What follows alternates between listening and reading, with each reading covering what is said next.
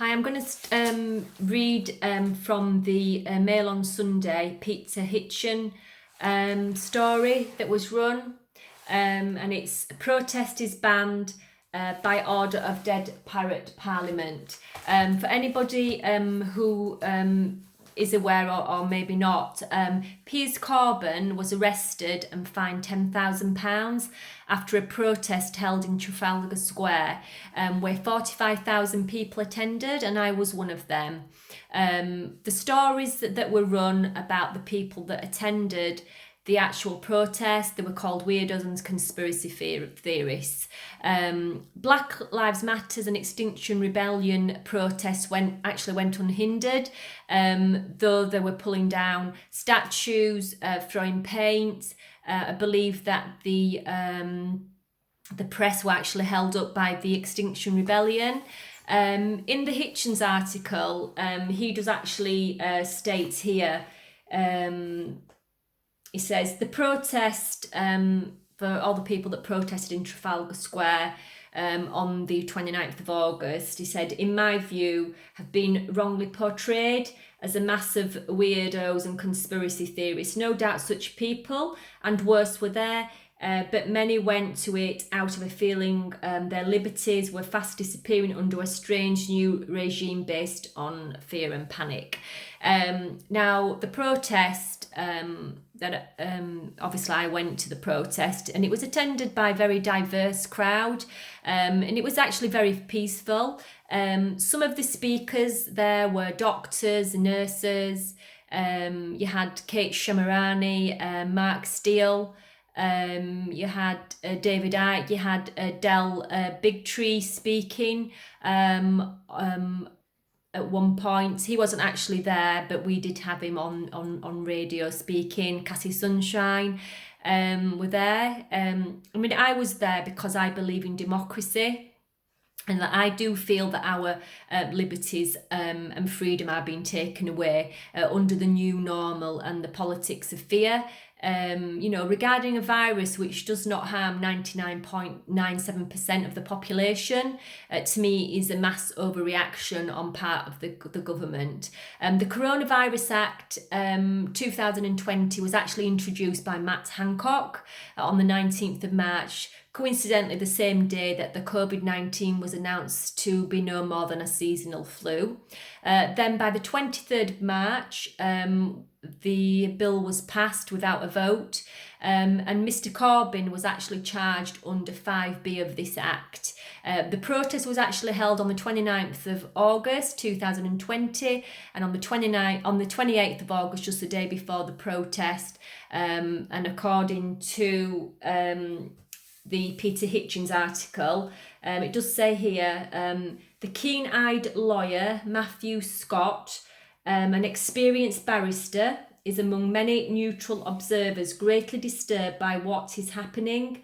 You may not like Mr Corbyn, and I have my problems with him, but he is in a fine and ancient tradition of troublemakers who have endured derision for standing up for what they think is right, so helping to keep us all free.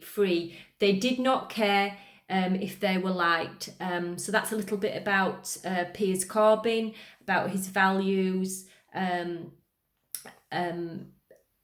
standing up for our freedoms and our democracy. And it does say here, but what Mr Scott says is deeply worrying. The regulation used to find Mr Corbyn, 5B of the Coronavirus Act, was hastily made law the day before the demonstration was held. It was introduced under an emergency procedure and was neither debated nor given even the most cursory scrutiny by any parliament process.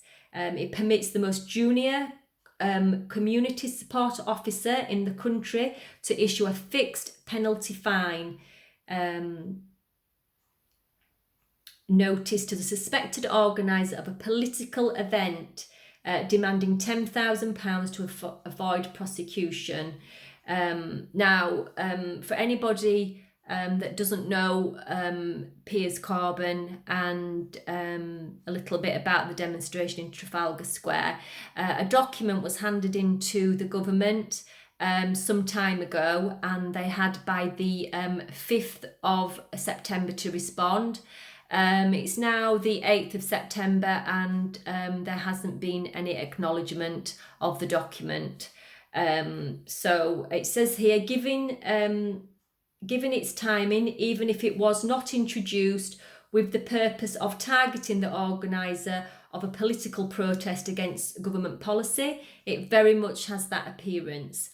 And it does go on to say, Peter Hitchens, so hugely important law greatly shrinking the freedom of every Englishman was made on Friday and used, in my view, rather selectively on Sunday. No green paper, no white paper, no first and second reading, no committee stage, no revision of the upper house, no wait for royal assent. Just wham, thump, down goes the rubber stamp, and you just pay up.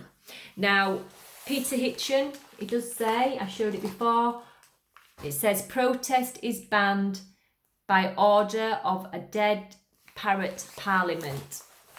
So he says here, we have ceased to be a parliamentary democracy where was no military putsch, nobody passed an enabling act allowing rule by decree, but the House of Lords and the House of Commons are now the dead parrot parliament. They are dead because they do nothing to hold the government to account. They are parrots because they asked, when asked, they obediently confirm decrees. Downing Street put in effect times weeks before. We used to jeer that the so-called parliaments of communist and fascist states were mere rubber stamps. Well, we cannot jeer now. You know, we can't jeer now. We are becoming, like he said, we are just rubber stamping everything. We're not questioning anything. So where's the democracy here? Where's, our freedoms will be taken away. We are supposed to be a democracy. We are supposed to abide by the law of rule. It does say here that there was not even the pretense of a trial, which in my view is a blatant breach of the Bill of Rights of 1689. Now, the Bill of Rights was an English law because it does say shrinking the freedom of every Englishman. Now, Scotland will have their own laws, Wales will have theirs, and so will Ireland.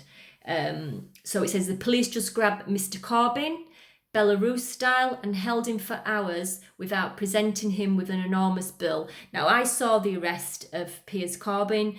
The police were very rough. He's an elderly man, is Piers Corbyn, and he was, roughly handled by the police. I didn't like what I saw.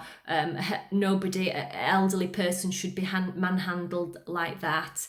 It does sound here, in my view, this would not be much better if Parliament had agreed to it, but it did not. As far back as June, the respected Hansard Society warned that the great majority of COVID-related laws had been passed using a negative procedure. They do use speech marks for the negative procedure. This means ministers are effectively issuing decrees. These become law unless Parliament actually find the courage to vote them down within 40 days.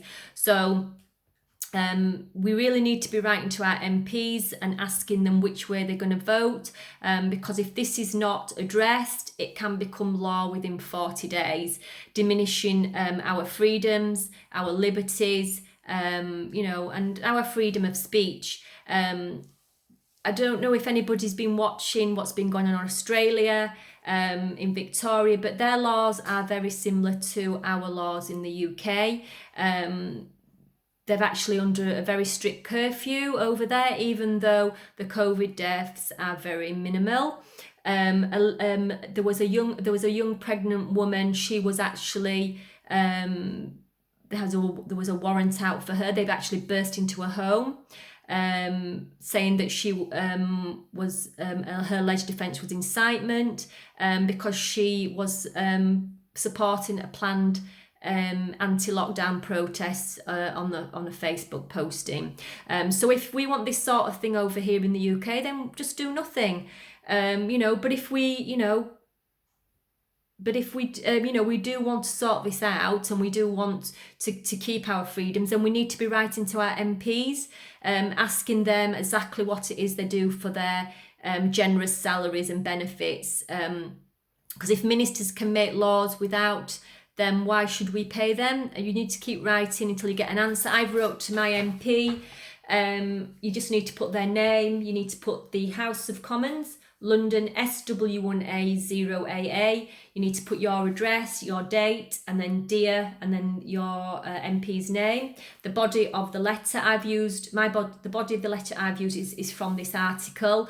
You can actually find this article online. It's the Mail on Sunday. It's the Peter Hitchens story, protest is banned by order of a dead pirate parliament. Everything you need for the letter will be found on that article. The only thing I put at the bottom of the letter was, I would like to know which way you will be voting on the Coronavirus Act 2020. And would you please have the courtesy to acknowledge my concerns? And I look forward to hearing your response, and then yours sincerely, and then name.